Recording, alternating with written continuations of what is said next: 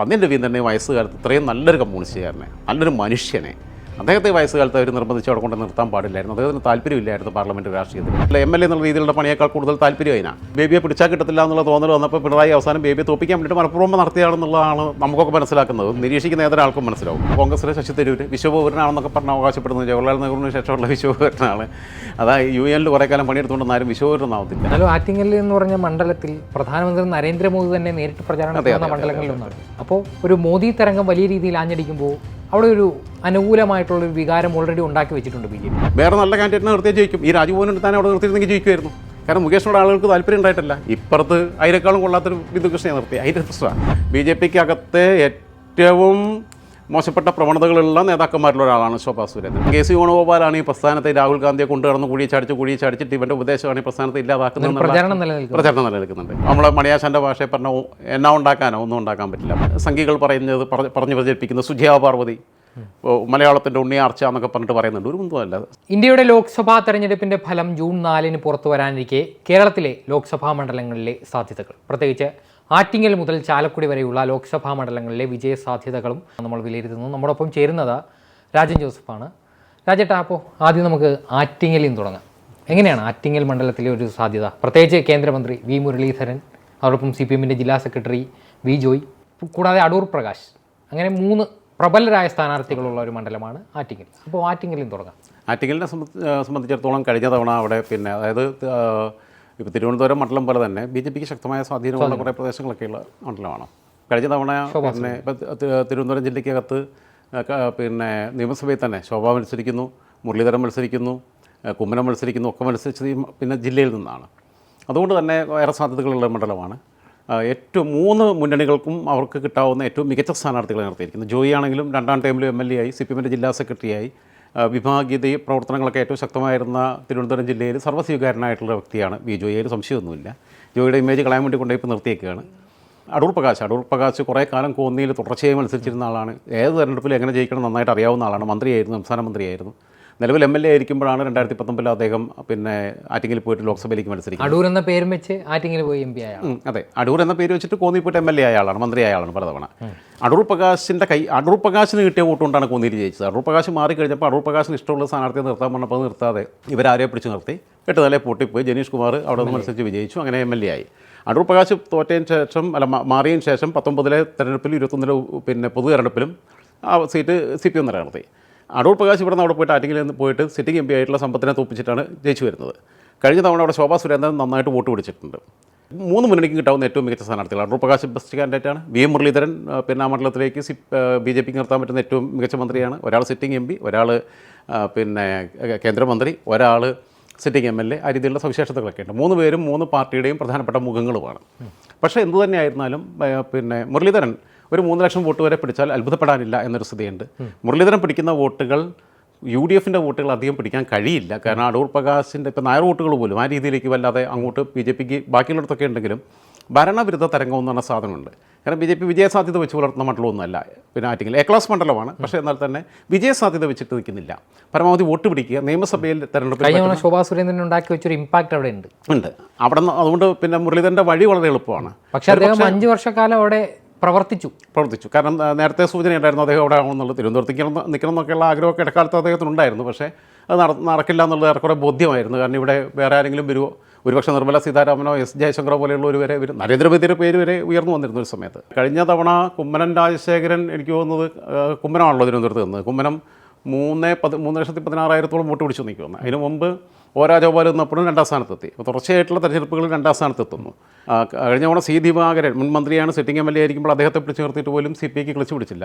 ഇപ്രാവശ്യം പാവം പന്ന്യൻ വളരെ സംശുദ്ധനായ ക്ഷമിക്കണം, അത് തിരുവനന്തപുരത്ത്.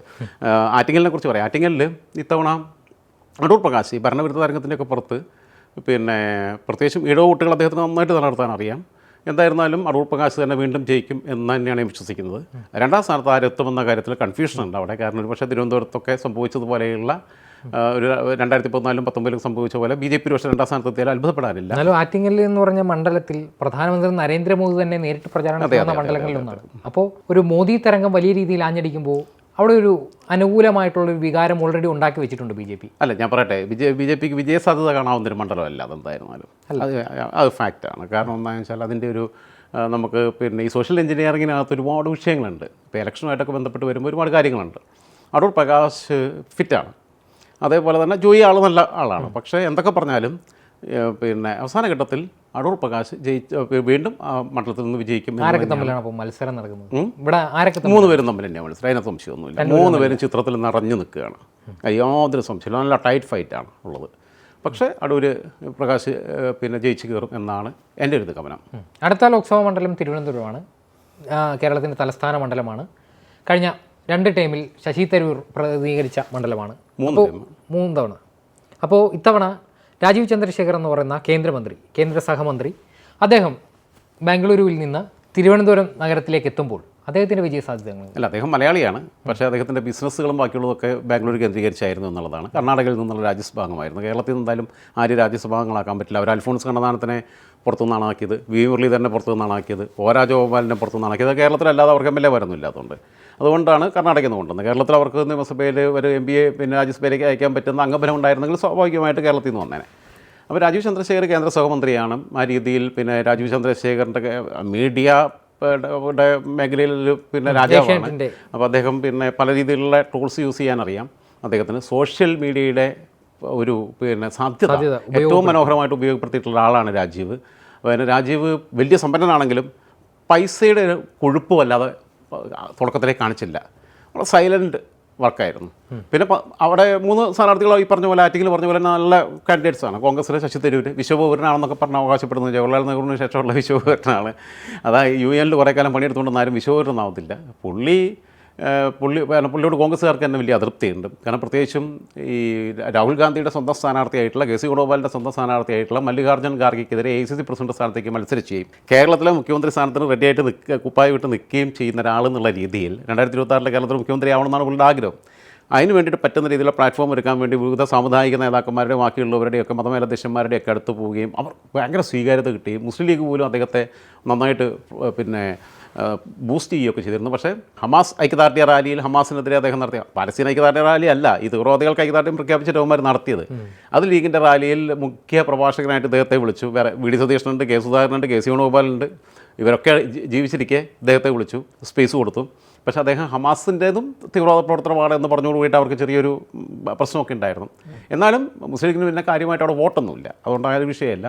എന്തായിരുന്നാലും അവിടെ തുടർച്ചയായി 2 തവണ 2ാം സ്ഥാനത്തെത്തിയ ഒരു പാർട്ടി ഒ രാജഗോപാൽ മത്സരിച്ചു, 2ാം സ്ഥാനത്തെത്തി പരാജയപ്പെട്ടു. കുമ്മനം 2ാം സ്ഥാനത്തെത്തി പരാജയപ്പെട്ടു. ഇത് 3ാമത്തെയാണ്. പിന്നെ ഇദ്ദേഹം പിന്നെ വിദ്യാസമ്പന്നരായിട്ടുള്ള ആളുകൾ ഏറെയുള്ള സംസ്ഥാന സർക്കാർ ജീവനക്കാരേറെയുള്ള ഒരു പ്രദേശമാണ്.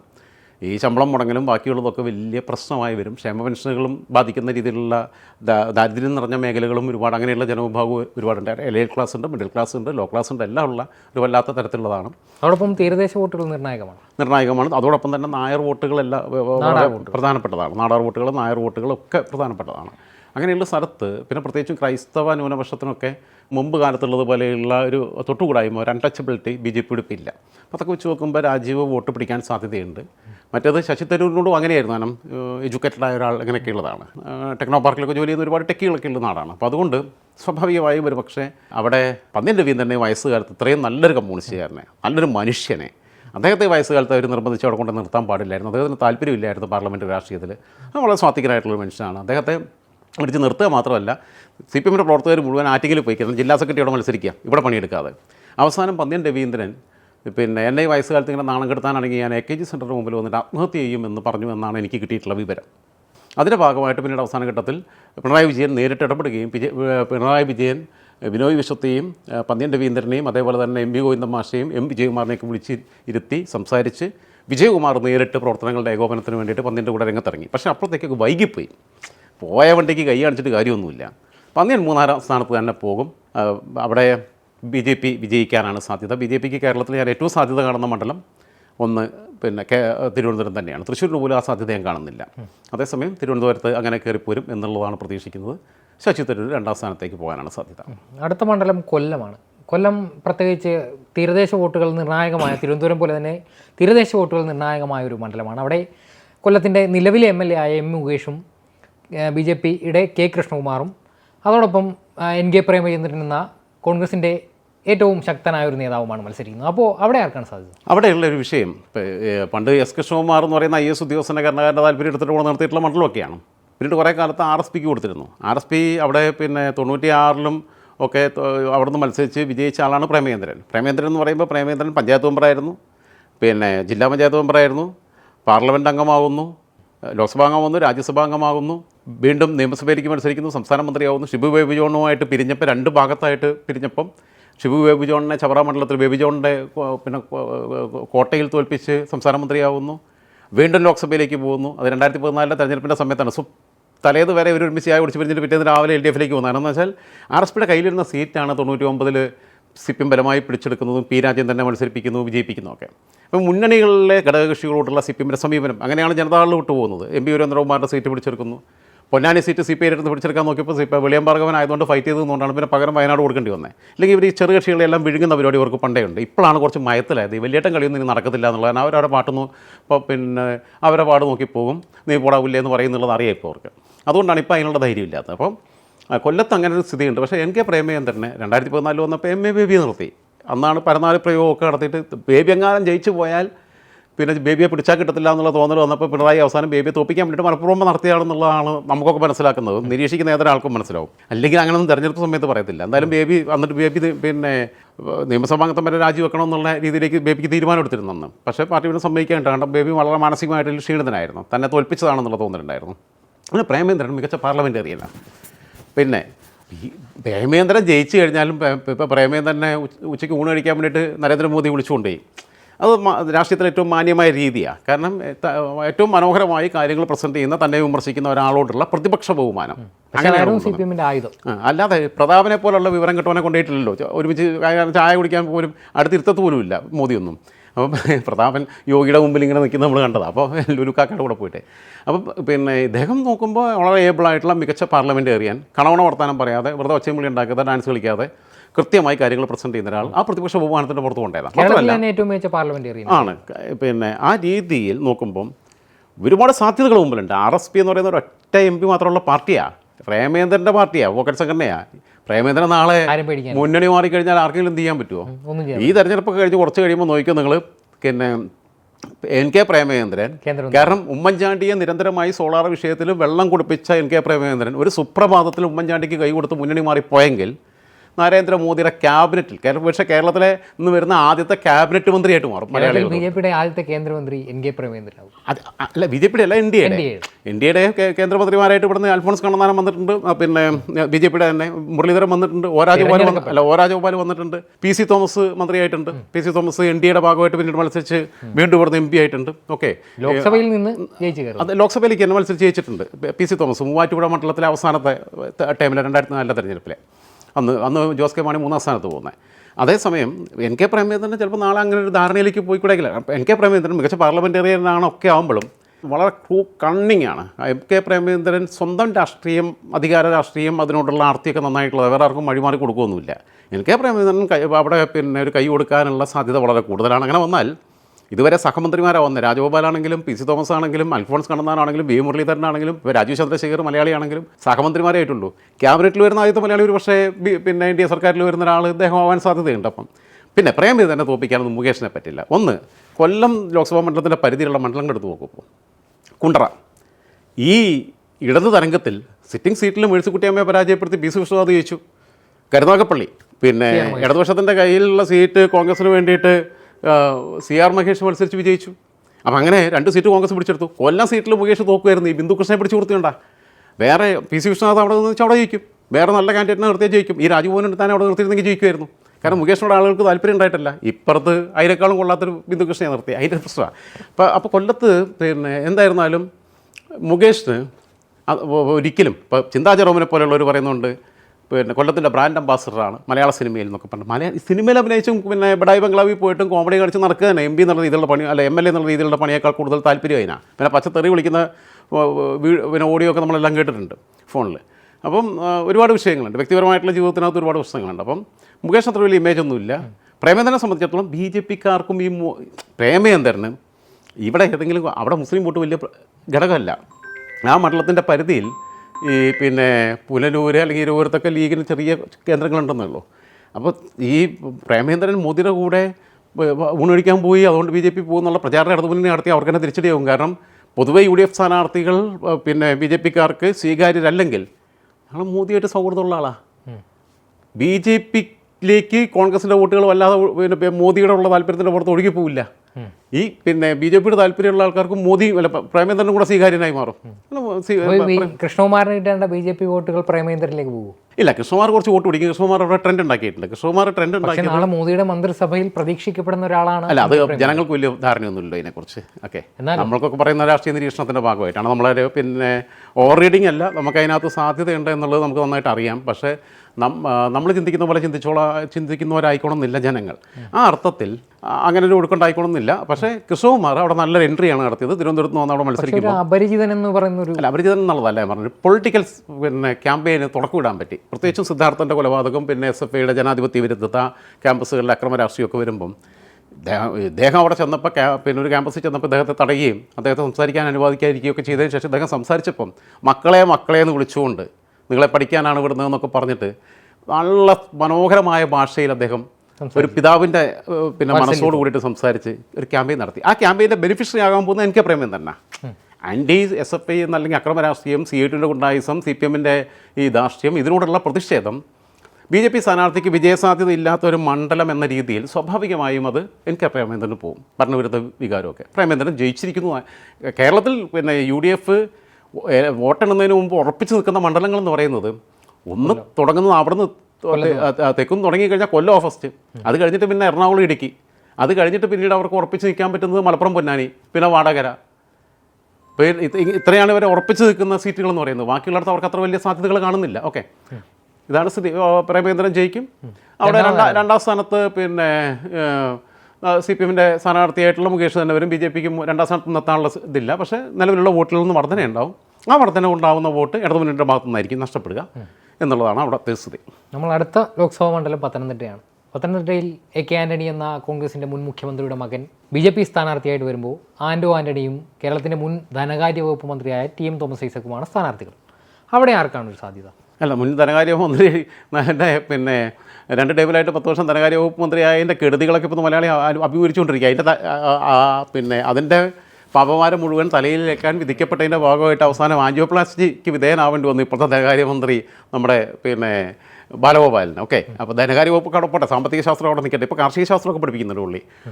നൂതനമായ മഞ്ഞൾ എങ്ങനെ ഉണ്ടാക്കാമെന്ന് പറഞ്ഞൊരു വീഡിയോ ചെയ്തേക്കുന്നു ഫേസ്ബുക്കിൽ.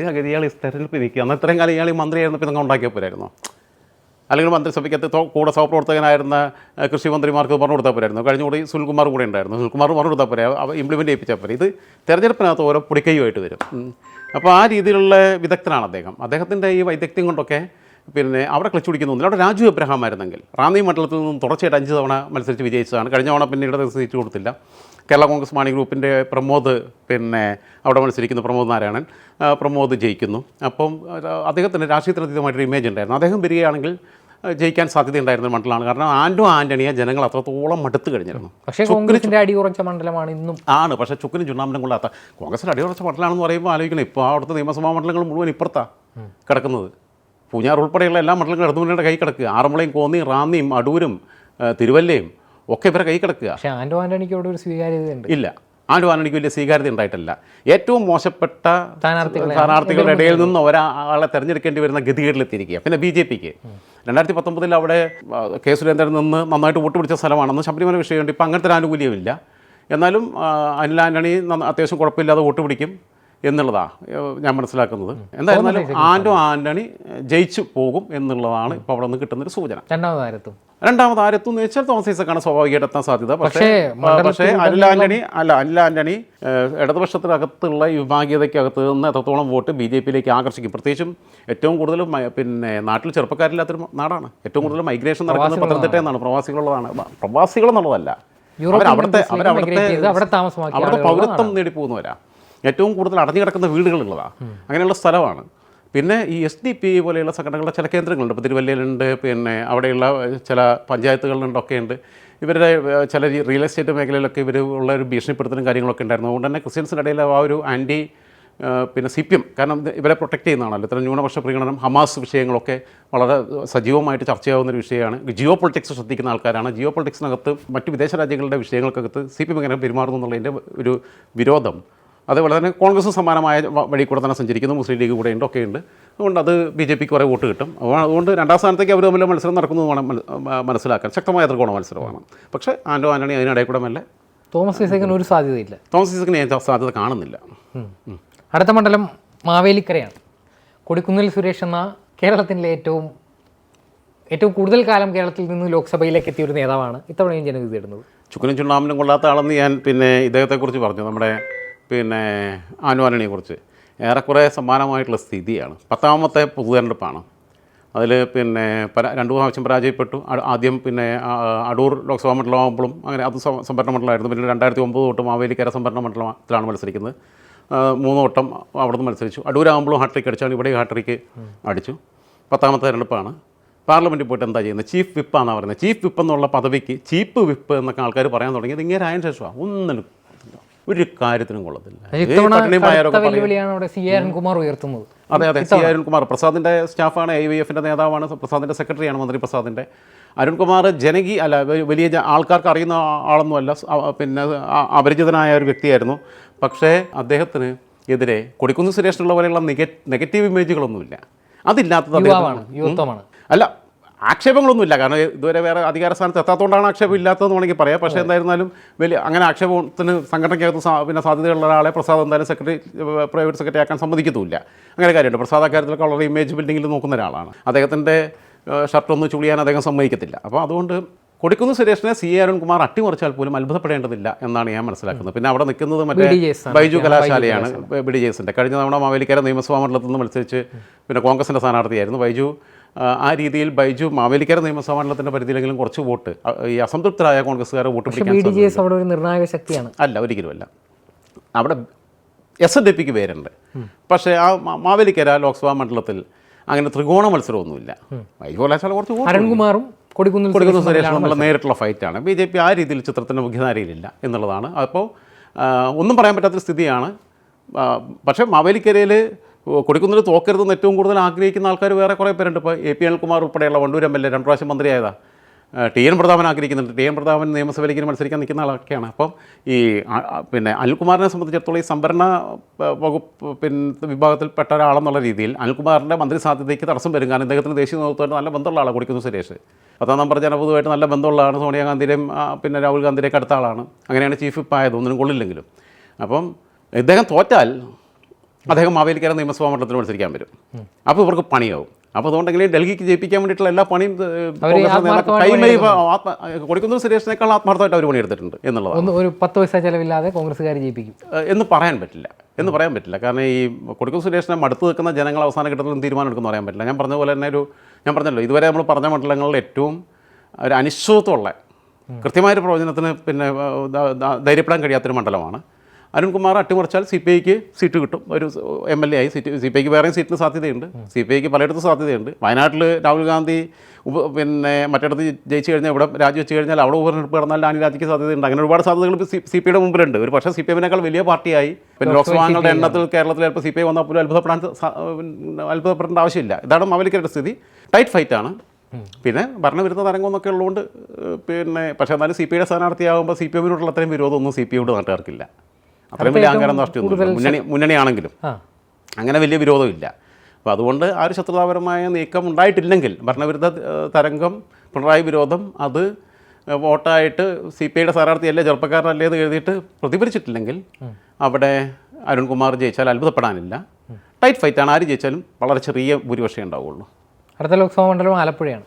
ആലപ്പുഴയും ശക്തമായ മത്സരം നടക്കുന്ന, ത്രികോണ മത്സരം നടക്കുന്ന ലോക്സഭാ മണ്ഡലമാണ്. അതെ, ആലപ്പുഴയെ സംബന്ധിച്ചിടത്തോളം ആലപ്പുഴയിൽ കഴിഞ്ഞ തവണ CPM-ന് കിട്ടിയിട്ടുള്ള അല്ലെങ്കിൽ ഇടതുമുന്നണിക്ക് കിട്ടിയിട്ടുള്ള ഏക സീറ്റായിരുന്നു. പിന്നീടാണ് കോട്ടയം സീറ്റ് മാണി ഗ്രൂപ്പ് ഇങ്ങോട്ട് വരുമ്പോഴാണ് അവർക്ക് 2 സീറ്റായിരുന്നത്.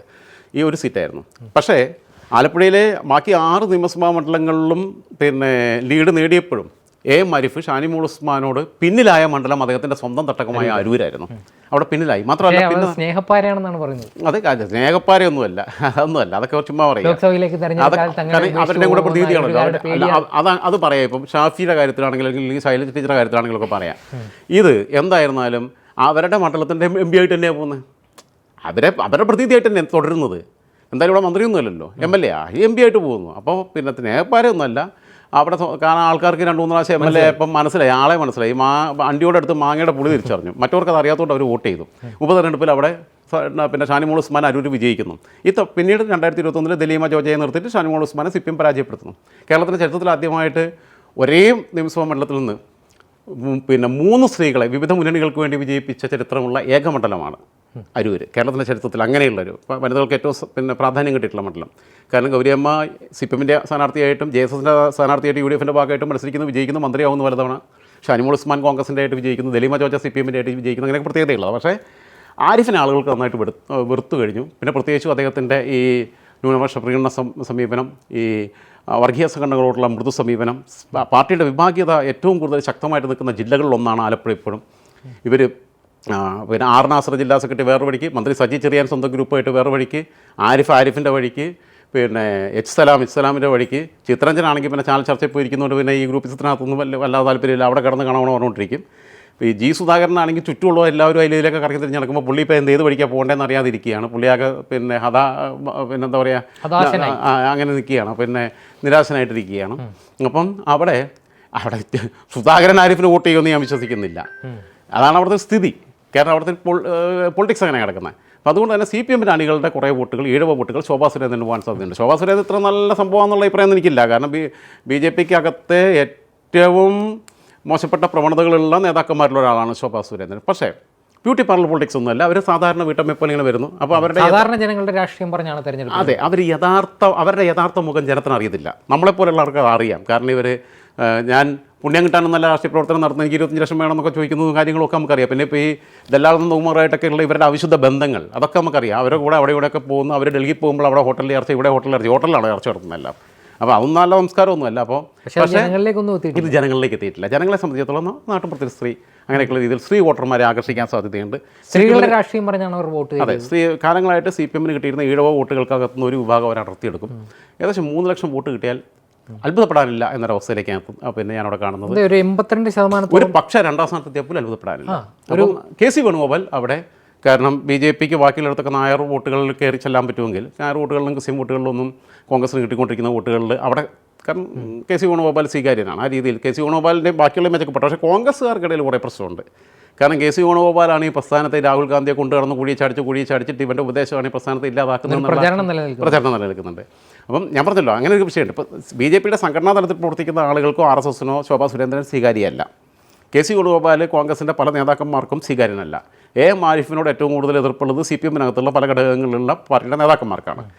അതാത് പാർട്ടികൾക്ക് താല്പര്യമില്ലാത്തതാണ്. പക്ഷേ ജനങ്ങൾക്കിടയിൽ ശോഭാ സുരേന്ദ്രൻ വോട്ട് പിടിക്കും, പിന്നെ KC വേണുഗോപാൽ വിജയിച്ചു പോരും. ചേട്ടാ, ഒരു 82% ഹൈന്ദവ ഭൂരിപക്ഷമുള്ളൊരു ജില്ല മറ്റൊന്നില്ല. ആലപ്പുഴയാണ് ഏറ്റവും കൂടുതൽ ഹിന്ദുക്കളുള്ള ജില്ല. അപ്പോൾ അവിടെ BJP സ്ഥാനാർത്ഥിയായിട്ട് ശോഭാ സുരേന്ദ്രൻ വരുന്നു. അവിടെ പ്രബലമായ ഈഴവ വിഭാഗത്തിന് വേണ്ടി ഗുരുദേവ ക്യാൻറ്റീനുകളടക്കമുള്ള പദ്ധതികൾ പ്രഖ്യാപിക്കുന്നു. നരേന്ദ്രമോദിയുടെ അമ്മയുടെ പേരിൽ സ്കോളർഷിപ്പ്, അങ്ങനെ പല വിധത്തിൽ ജനങ്ങളിലേക്ക് പെട്ടെന്ന് ചെല്ലുന്ന പദ്ധതികൾ. അങ്ങനെ പദ്ധതികളുമായാണ് അവർ വികസനം പറയുന്നത്. വികസനത്തിൻ്റെ രാഷ്ട്രീയമാണ് പറയുന്നത്, നരേന്ദ്രമോദിയുടെ രാഷ്ട്രീയമാണ് പറയുന്നത്. അപ്പോൾ അങ്ങനെ വരുമ്പോൾ ഒരു 1ാം സ്ഥാനത്തേക്ക് ശോഭാ സുരേന്ദ്രൻ എത്താനുള്ള സാധ്യതയുണ്ട്? ഇല്ല, ഒരിക്കലും ഇല്ല. ശോഭാ സുരേന്ദ്രൻ 2ാം സ്ഥാനത്ത് എത്തിയാൽ അത്ഭുതപ്പെടാനില്ല എന്ന് പറഞ്ഞു. 3 ലക്ഷം വോട്ട് പിടിച്ചാൽ അത്ഭുതപ്പെടാനില്ല എന്നുകൊണ്ട് KC വേണുഗോപാൽ ജയിച്ചു പോകും എന്നാണ് എൻ്റെ ഒരു അല്ല. പ്രത്യേകിച്ച് ഇത്തവണത്തെ തെരഞ്ഞെടുപ്പ് നമ്മളിതെല്ലാം കൂടെ കുറേ കഥ പറഞ്ഞുകൊണ്ടിരുന്ന നമുക്ക് ബാക്കി മണ്ഡലങ്ങൾ കിടക്കുന്നുണ്ട്, ആൾക്കാർ അല്ല. പ്രത്യേകിച്ച് തീരദേശ വോട്ടുകൾ നിർണായകമായ മണ്ഡലമാണ്. ഈ ശോഭാ സുരേന്ദ്രൻ്റെ ക്യാമ്പയിനുകളെല്ലാം ഈ തീരദേശങ്ങൾ കേന്ദ്രീകരിച്ചായിരുന്നു, പ്രത്യേകിച്ച് ആളുകൾ തിങ്ങിപ്പാർക്കുന്ന മേഖല. അപ്പോൾ അവിടെ അമ്പലപ്പുഴ MLA H സലാമിനെ പരസ്യമായി അദ്ദേഹത്തിൻ്റെ മണ്ഡലത്തിൽ വെല്ലുവിളിക്കുന്ന ശോഭാ സുരേന്ദ്രൻ നമ്മൾ കണ്ടു. അപ്പോൾ ആ ഒരു തൻ്റെ ഇടമുള്ളൊരു സ്ത്രീ എന്ന ഇമേജ് അവിടെ മണ്ഡലത്തിലെ വോട്ടർമാർക്കിടയിലുണ്ട്. അല്ല, അതുകൊണ്ടാണ് സ്ത്രീ വോട്ടർമാർക്കിടയിൽ. അല്ല, അതുകൊണ്ടാണല്ലോ പിന്നെ ഞാൻ പറഞ്ഞത് ശോഭ നന്നായിട്ട് വോട്ട് പിടിക്കും. ശോഭയുടെ ഒരു പിന്നെ തെരഞ്ഞെടുപ്പ് രാഷ്ട്രീയ ചരിത്രം എടുത്ത് പരിശോധിക്കുമ്പോൾ ശോഭ നിൽക്കുന്നിടത്തെല്ലാം നന്നായിട്ട് വോട്ട് പിടിക്കാൻ പറ്റുന്ന, അങ്ങനെ ആറ്റിങ്ങിലാവട്ടെ പിന്നെ നിയമസഭാ മണ്ഡലങ്ങളിലാവട്ടെ ഒക്കെ മത്സരിക്കുന്നിടത്തെല്ലാം വോട്ട് പിന്നെ നന്നായിട്ട് വർദ്ധിപ്പിക്കാൻ കഴിയുന്നുണ്ട്. ആ ശേഷി, അതായത് 2029 ലോക്സഭാ തെരഞ്ഞെടുപ്പിൽ ആലപ്പുഴ പിടിക്കാനുള്ള വഴിമരുന്നിടുകയും അവിടെ ഒരു BJP മണ്ഡലമാക്കി മാറ്റാനുള്ള പിന്നെ അവസരമൊരുക്കുകയും 2026 നിയമസഭാ തെരഞ്ഞെടുപ്പിൽ പോലും 1-2 മണ്ഡലങ്ങൾ പിടിച്ചെടുക്കാൻ പറ്റുന്ന ഒരു പ്ലാറ്റ്ഫോം ഒരുക്കി കൊടുക്കുകയും ചെയ്യുന്ന ഒരു ദൗത്യമാണ് ശോഭ ഏറ്റെടുത്തത്. അതായത് ശോഭ എന്നോട് കൂടിയിട്ട് അതും A ക്ലാസ് മണ്ഡലങ്ങളിലൊന്നായിട്ട് മാറുകയാണ്. ശോഭ 2ാം സ്ഥാനത്തെത്താൻ സാധ്യതയുണ്ട്, ഉറപ്പ് പറയാൻ വയ്യ. പക്ഷേ KC വേണുഗോപാൽ വലിയ ഭൂരിപക്ഷത്തിലെങ്കിലും ജയിച്ചു പോകും. ദേശീയ മണ്ഡലമായിട്ടാണ് കണക്കൂട്ടാം. അടുത്ത മണ്ഡലം കോട്ടയമാണ്. കോട്ടയത്ത് ഫ്രാൻസിസ് ജോർജ്, തോമസ് ചാഴിക്കാടൻ, അതോടൊപ്പം BDJSൻ്റെ അധ്യക്ഷൻ തുഷാർ വെള്ളാപ്പള്ളി, ഇവർ മൂന്ന് പേരും തമ്മിലാണ് മത്സരം. അപ്പോൾ ആർക്കാണ് അതിലൊരു വെഡ്ജ്? BJPയുടെ ബാക്കിയുള്ള മണ്ഡലങ്ങളിൽ കിട്ടുന്ന സ്ഥാനാർത്ഥികൾ കിട്ടുന്ന വലിയ സ്വീകാര്യത തുഷാറിന് വല്ലാതെ കിട്ടില്ല. കാരണം തുഷാർ കേരളത്തിലെ ഒരു തെരഞ്ഞെടുപ്പ് രാഷ്ട്രീയത്തിന് പറ്റിയൊരു വലിയ കാൻഡിഡേറ്റ് അല്ല. സംഘടനാ രാജ്യസഭാ MP ആയിട്ട് മന്ത്രി അങ്ങനെയൊക്കെ പോകാനേ പറ്റുള്ളൂ. കാരണം തുഷാർ അങ്ങനെ തെരഞ്ഞെടുപ്പ് രാഷ്ട്രീയത്തിൽ അങ്ങനെ ആളുകളുടെ സ്വീകാര്യത കിട്ടുന്ന രീതിയിലുള്ള ഒരു ആ രീതിയിലല്ല അദ്ദേഹത്തിൻ്റെ അപ്പിയറൻസ് നിൽക്കുന്നത്. അത് ജനങ്ങൾക്ക് അങ്ങനെ ഒരു വിഷയം ഒരു അകൽച്ചയുണ്ട്. ഉണ്ട്. കാരണം അപ്പോൾ അങ്ങനെ ആക്സസ് കിട്ടാത്ത ഒരാളെന്നുള്ള രീതിയിലുള്ളതുകൊണ്ട് മീഡിയക്കാർക്കും വലിയ താല്പര്യമൊന്നും ഇല്ലാത്തതാണ്. ആ രീതിയിൽ തുഷാറിനെ ഒന്നും കുറിച്ച് ആരും ഏതെങ്കിലും ചാനലുകാർ പറഞ്ഞു പോലും അധികം കേൾക്കുന്നില്ല. മറ്റു പലർക്കും കിട്ടുന്നൊരു മൈലേജ് കിട്ടുന്നില്ല. അപ്പോൾ ആ രീതിയിലുള്ള പ്രശ്നമുണ്ട്. പിന്നെ അവിടെ ഈ ഫ്രാൻസിസ് ജോർജ് വളരെ സ്വീകാര്യനാണ്. കേരള കോൺഗ്രസ് മാണി ഗ്രൂപ്പ് പോയതിന് ശേഷം പാലായിൽ തട്ടകത്തിൽ മാണിയുടെ സ്വന്തം പുത്രൻ നിന്നിട്ട് അതിന് മുമ്പത്തെ തെരഞ്ഞെടുപ്പിൽ അവിടെ മാണി സി കാപ്പൻ ഇവർ UDFിലാകുമ്പോൾ ഇവരുടെ ജോസ് ടോമിനെ തോൽപ്പിച്ചത് 3000 വോട്ടിൻ്റെ ഭൂരിപക്ഷത്തിനാണെങ്കിൽ, അതേപോലെ 2016 തെരഞ്ഞെടുപ്പിൽ മാണി ജയിച്ചത് 4000 വോട്ടിൻ്റെ ഭൂരിപക്ഷത്തിന് കുറഞ്ഞു വന്നിരുന്നു. പക്ഷേ 3000 വോട്ടിന് 2019 ജയിച്ച മാണി സി കാപ്പൻ സാക്ഷാൽ ജോസ് കെ മാണി വന്നപ്പം മുന്നണി വിട്ട് അപ്പുറത്ത് പോയിട്ട് മത്സരിച്ചപ്പം 15000 വോട്ട് ഭൂരിപക്ഷത്തിന് ജയിച്ചു. ആ രീതിയിൽ പിന്നെ ഫ്രാൻസിസ് ജോർജ് വളരെ സൗമ്യനാണ്, നല്ല പ്രസൻറ്ററാണ്, നല്ല മാന്യമായ ഭാഷയിൽ കാര്യങ്ങൾ അവതരിപ്പിക്കാൻ കഴിയും. തോമസ് ചാഴിക്കാടൻ എന്ന് പറഞ്ഞു കഴിഞ്ഞാൽ പണ്ട് ഇദ്ദേഹത്തിൻ്റെ സഹോദരൻ ബാബു ചാഴിക്കാടനായിരുന്നു സ്ഥാനാർത്ഥി. അപ്പോൾ സ്ഥാനാർത്ഥി പര്യടനത്തിനിടയിൽ അദ്ദേഹം MLA ആയിരുന്നു. അദ്ദേഹം ഇടിമിന്നലേറ്റ് തുറന്ന വാഹനത്തിൽ പോകുമ്പോൾ മരിച്ചപ്പോഴാണ് ഇദ്ദേഹത്തെ പിന്നീട് സ്ഥാനാർത്ഥിയായിട്ട് കൊണ്ടുവരുന്നത്. അങ്ങനെ വന്ന ഒരാളാണ് തോമസ് ചാഴിക്കാടൻ. ഇങ്ങനെ ജോസ് കെ മാണിയുടെ പെട്ടിയും പിടിച്ച് മാണിസാറെന്ന് വിളിച്ച് മാണിസാറിൻ്റെ പുറകെ അങ്ങനെ നടന്നിരുന്ന ആളാണ്. തോമസ് ചാഴിക്കാടന് കഴിഞ്ഞ തവണ അങ്ങനെ രക്ഷപ്പെട്ടു പോയതാണ് രാഹുൽ തരംഗത്തിൽ. ഇത്തവണ തൂക്കും. ഫ്രാൻസിസ് ജോർജ് ഈസി വാക്ക് ഓവറിലാണെന്നുള്ളതാണ് ഞാൻ മനസ്സിലാക്കുന്നത്. അവിടെ നിന്ന് തുഷാർ വെള്ളാപ്പള്ളി നിലവിലുള്ള വോട്ടൊക്കെ നിലനിർത്തും, അത്രയൊക്കെ ഉള്ളൂ. കൂടുതലൊന്നും പിടിക്കത്തില്ല. കാസ എന്നൊക്കെ പറയുന്നത് അവിടെ ചിലപ്പോൾ ഫ്രാൻസിസ് ജോർജിന് വോട്ട് ചെയ്യാൻ സാധ്യതയുണ്ട്. കോൺഗ്രസിൻ്റെ സ്ഥാനാർത്ഥി അല്ല താനും, അങ്ങനെയുണ്ടല്ലോ. കോൺഗ്രസിൻ്റെ സ്ഥാനാർത്ഥി അല്ല.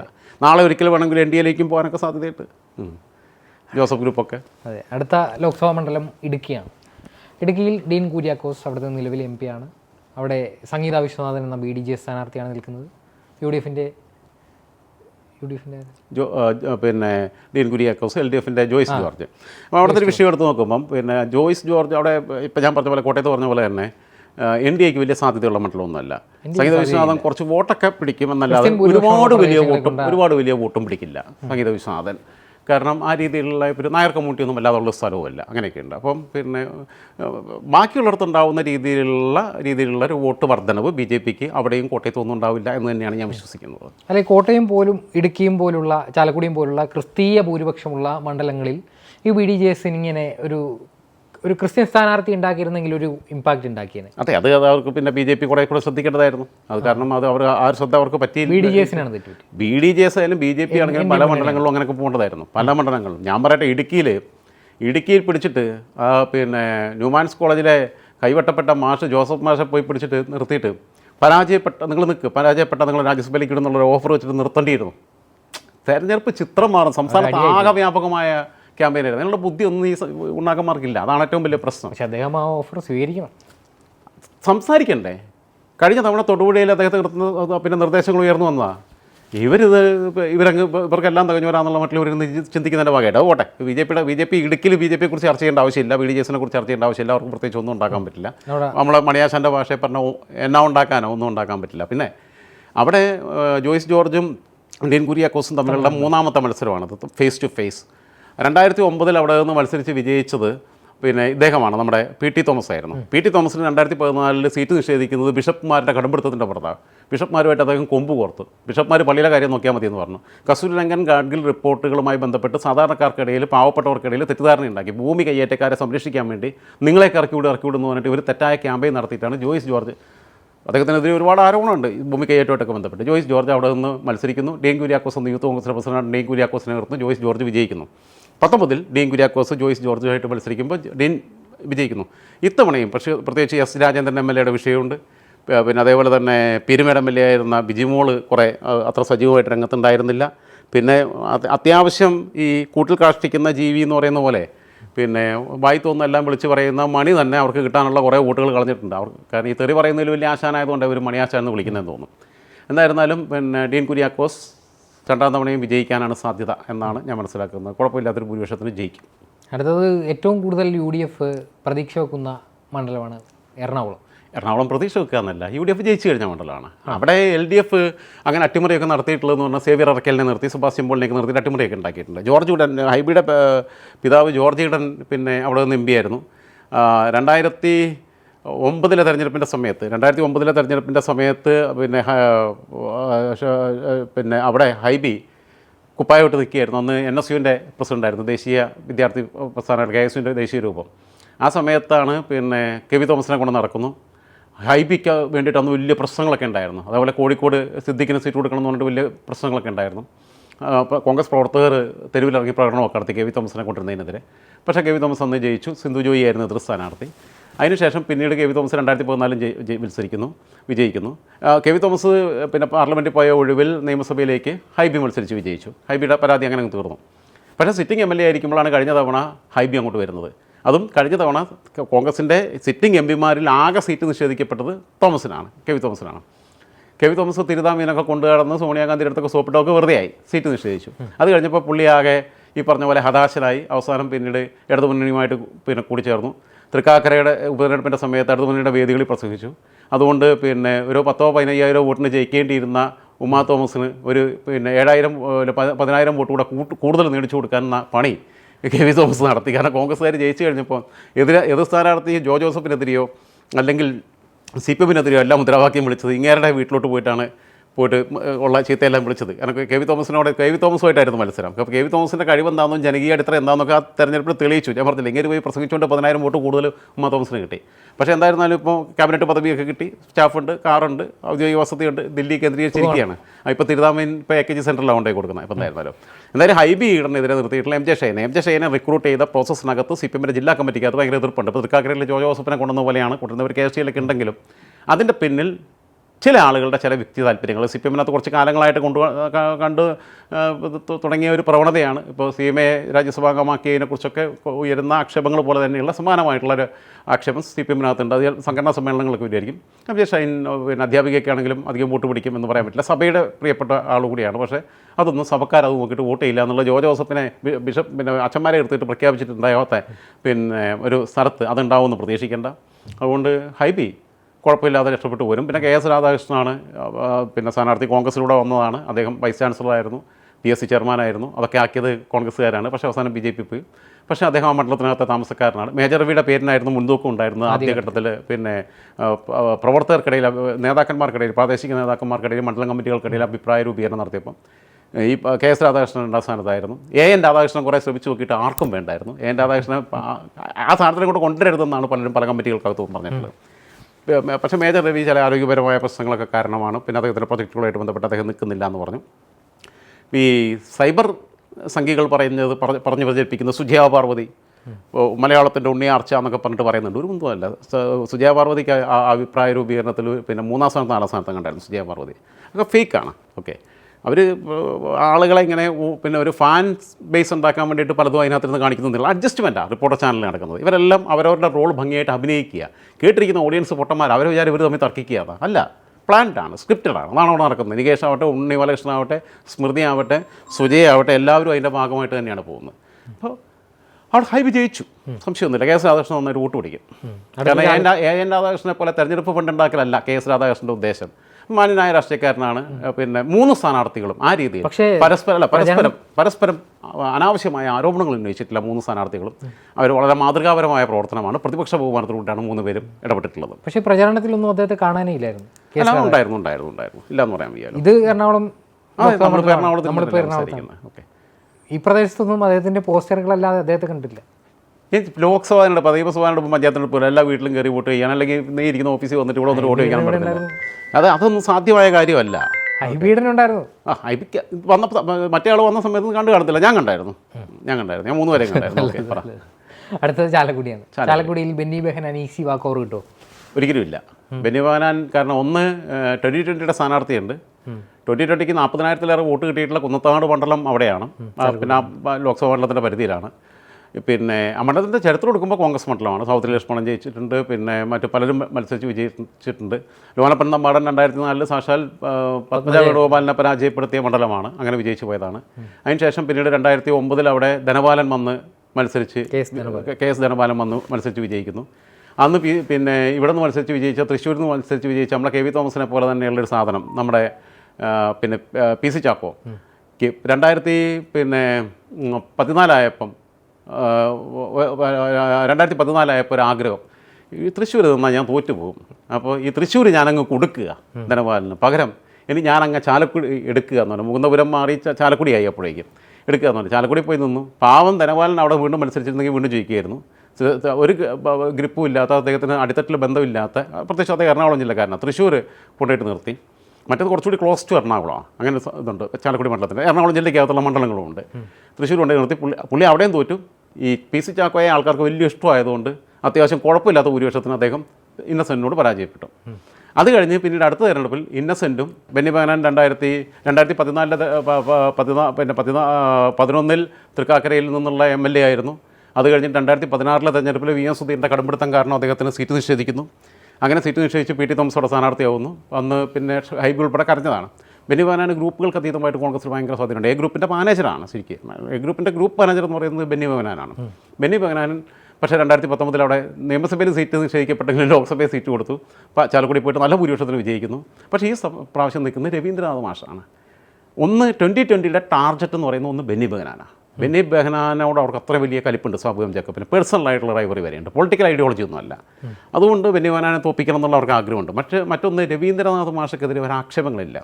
കേരളം കണ്ട ഏറ്റവും മികച്ച വിദ്യാഭ്യാസ വകുപ്പ് മന്ത്രിമാരിൽ ഒരാളാണ് അദ്ദേഹം. അപ്പോൾ ജോസഫ് ഉണ്ടേശ്ശേരി, CH മുഹമ്മദ് കോയ, പിന്നെ ഇദ്ദേഹം, അങ്ങനെ പറയുമ്പോൾ ഏറ്റവും മികച്ച വിദ്യാഭ്യാസ വകുപ്പ് മന്ത്രിമാരിൽ ഒരാളാണ് രവീന്ദ്രനാഥാണ്. അദ്ദേഹം കേരളത്തിലെ പൊതുവിദ്യാഭ്യാസ മേഖലയെ അതിൻ്റെ ഒരു നല്ല കാലത്തേക്ക് എത്തിച്ചത്, ഒരു സുവർണ്ണ കാലഘട്ടം എന്ന് പറയുന്നത് അദ്ദേഹം 5 വർഷം മന്ത്രിയായിരുന്നപ്പോൾ കഴിഞ്ഞ പിണറായിയുടെ ക്യാബിനറ്റിൽ ഏറ്റവും മികച്ച ഒരു പെർഫോമൻസ് നടത്തിയിട്ടുള്ള ആൾ ഇദ്ദേഹമാണ്. സൈലൻറ്റ് അച്ചീവറാണ്, ഒച്ചയും വിളിയൊന്നുമില്ല, ലാളിത്യമുള്ള ആളാണ്, വിവരമുണ്ട്, നല്ല പിന്നെ പക്ഷേ അഹങ്കാരമില്ല, നല്ല കമ്മ്യൂണിസ്റ്റുകാരനാണ്, കണ്ടുപിടിക്കേണ്ടതാണ്. കാരണം തന്നെ മാതിരി കടക്ക് പുറത്ത് മറ്റേത് മറിച്ച് നാട്ടുകാരെ നെഞ്ചത്ത് പോയിട്ട് സിൽവർ ലൈൻ ഇടുക, പിന്നെ കല്ല് പറിച്ചാൽ പല്ല് പറിക്കുന്ന MP ജയരാജൻ പറഞ്ഞ മാതിരി പറയാതെ മറ്റേ വൃത്തികേടുകൾക്കൊന്നും പോകാത്ത മാന്യനായ രാഷ്ട്രീയക്കാരനാണ്. വോട്ട് നന്നായിട്ട് പിടിക്കാൻ കഴിയുന്നതാണ്. അവിടുത്തെ നിയമസഭാ മണ്ഡലത്തിൽ അദ്ദേഹം തുടർച്ചയായിട്ട് പിന്നെ അവിടെ മത്സരിച്ച് വിജയിച്ചിട്ടുള്ളതാണ് തൃശ്ശൂർ ജില്ലയിൽ നിന്ന്. അപ്പോൾ മാത്രമല്ല ചാലക്കുടി, ഇപ്പോൾ നമ്മൾ കരുനാഗപ്പള്ളിയും ഈ കുണ്ട്രയും പറഞ്ഞ പോലെ ചാലക്കുടി നിയമസഭാ മണ്ഡലം 2 ടേം BD ദേവസി ജയിച്ച മണ്ഡലത്തിൽ കഴിഞ്ഞ തവണ അവിടെ ഈ ഇടതുതരംഗത്തിലും ആ സീറ്റ് കോൺഗ്രസ് പിടിച്ചെടുത്തു. അപ്പോൾ അങ്ങനെയൊക്കെ വരുമ്പം സജീവ് അങ്ങനെയൊക്കെ വരുമ്പം അവിടെ കോൺഗ്രസിനും സുരക്ഷിതത്വമുണ്ട്. പക്ഷേ രവീന്ദ്രനാഥ് മാഷ് ഉണ്ടാക്കുന്നൊരു വെല്ലുവിളി, ഏറ്റവും പ്രശ്നം അവിടെ 2020 പിടിക്കുന്ന വോട്ടാണ്. ആ വോട്ട് നിർണായകമാണ്. അപ്പം ബെന്നി ബെഹനാൻ ജയിച്ച് പോയേക്കും, തോറ്റാലും അത്ഭുതപ്പെടാനില്ല. അത് മൊത്തത്തിലുള്ള സ്ഥിതി വെച്ചിട്ട്. പക്ഷേ ഈ പിന്നെ CPM ഞാൻ ഏറ്റവും സാധ്യത കാണുന്ന ചില മണ്ഡലങ്ങളിൽ ഒന്ന് ചാലക്കുടി. ഇതുവരെ നമ്മൾ പറഞ്ഞ മണ്ഡലങ്ങൾക്കകത്ത് പിന്നെ CPM സാധ്യത കണ്ട ഏക മണ്ഡലമാണ് ചാലക്കുടി. ബാക്കി ഒരു സ്ഥലത്തും CPM സ്ഥാനാർത്ഥികൾ ജയിക്കാൻ പോകുന്നില്ല എന്നുള്ളത് ഞാൻ ഉറപ്പിച്ച് പറഞ്ഞു കഴിഞ്ഞു. പിന്നെ CPIക്ക് ഒരു സാധ്യത കാണുന്നത് മാവേലിക്കരയാണ്. ബാക്കിയുള്ള മണ്ഡലങ്ങളെല്ലാം പിന്നെ UDF പോകും, തിരുവനന്തപുരം BJPക്ക് പോകും എന്നുള്ളതാണ് ഇപ്പോൾ ഈ 10 മണ്ഡലങ്ങളുടെ ഒരു വിശകലനത്തിൽ എനിക്ക് പറയാം. നമ്മൾ 10 മണ്ഡലങ്ങളുടെ ചിത്രമാണ്, പൊതുചിത്രമാണ് വിലയിരുത്തിയത്. അതിൽ ഒന്നുകൂടി പറയുന്നു: ആറ്റിങ്ങൽ അടൂർ പ്രകാശ്, തിരുവനന്തപുരം രാജീവ് ചന്ദ്രശേഖർ, കൊല്ലം NK പ്രേമചന്ദ്രൻ, പത്തനംതിട്ട ആൻഡോ ആൻ്റണി, അത് നാട്ടുകാരുടെ ഗതികേടുണ്ട്. പിന്നെ മാവേലിക്കരയിൽ ഒന്നും പറയാൻ പറ്റാത്ത സ്ഥിതിയാണ്. അവിടെ അത്ഭുതങ്ങൾ സംഭവിച്ചാലും ഒന്നും പിന്നെ പറയാൻ പറ്റില്ല. അവിടെ മാവേലിക്കരയിൽ മത്സരം ത്രികോണമല്ല, പിന്നെ CPIയുടെ അരുൺകുമാറും പിന്നെ കൊടിക്കുന്നിൽ സുരേഷും തമ്മിലാണ്. പിന്നെ അത് കഴിഞ്ഞാൽ കോട്ടയത്ത് ആലപ്പുഴയിൽ KC വേണുഗോപാൽ ജയിക്കും. പക്ഷേ ശോഭ ആരിഫും തമ്മിൽ 2ാം സ്ഥാനത്തിന് വേണ്ടിയിട്ടുള്ള മത്സരം നടക്കുന്നു. അതേപോലെ തന്നെ ശോഭ നന്നായിട്ട് വോട്ട് പിടിക്കും. പിന്നെ അവിടെ നിന്ന് കോട്ടയത്തേക്ക് എത്തിക്കഴിഞ്ഞാൽ കോട്ടയത്ത് ഫ്രാൻസിസ് ജോർജ് വിജയിക്കും. ഇടുക്കിയിൽ ഡീൻ വീണ്ടും വിജയിക്കാൻ തന്നെയാണ് സാധ്യത. അവിടെ ഒക്കെ നേരിട്ടുള്ള ഫൈറ്റാണ്. NDA മുന്നണി ചിത്രത്തിലില്ല. ഇടുക്കി, മാവേലിക്കര, പിന്നെ കോട്ടയം, ചാലക്കുടി 4 മണ്ഡലങ്ങളിലും അത്ര വലിയ സ്വാധീനമായിട്ട് NDAക്ക് മാറാൻ പറ്റില്ല. എറണാകുളത്ത് ഹൈബി വീണ്ടും വിജയിക്കും. ചാലക്കുടിയിൽ മാവേലിക്കര പോലെ തന്നെ പ്രവചനം അസാധ്യമായ മണ്ഡലങ്ങളിലൊന്നാണ്. ബെന്നി ബെഹനാൻ ജയിച്ച കുറഞ്ഞ വോട്ടിനാണ്. ഒരു പക്ഷേ രവീന്ദ്രനാഥ് മാഷ് അട്ടിമറി ഉണ്ടാക്കിയാൽ അത്ഭുതപ്പെടാനില്ല. ഇതാണ് ഈ 10 മണ്ഡലങ്ങളെക്കുറിച്ച് എനിക്ക് പറയാനുള്ളത്. തിരുവനന്തപുരം മുതൽ ചാലക്കുടി വരെയുള്ള 10 മണ്ഡലങ്ങളുടെ പൊതുചിത്രമാണ് നമ്മളിപ്പോൾ വിലയിരുത്തിയത്. ഇനി തൃശ്ശൂർ മുതൽ കാസർഗോഡ് വരെയുള്ള മണ്ഡലങ്ങൾ ബാക്കിയുണ്ട്. അപ്പോൾ ആ ഒരു വിലയിരുത്തലുമായി അടുത്ത ദിവസം കാണാം.